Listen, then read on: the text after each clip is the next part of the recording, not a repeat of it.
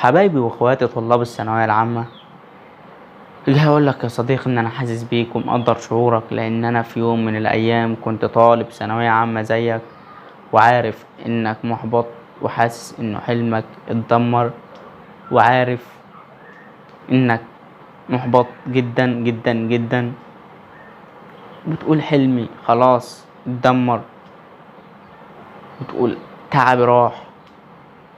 لكن جاي اقولك انه دي حاجات بيهيئها ليك الشيطان علشان تخرج عن دينك. والف مليون مبروك لاخواتنا اللي جابوا مجاميع كويسة، اتمنى لكم التوفيق يا رب العالمين ونشوفكم في احسن المناصب.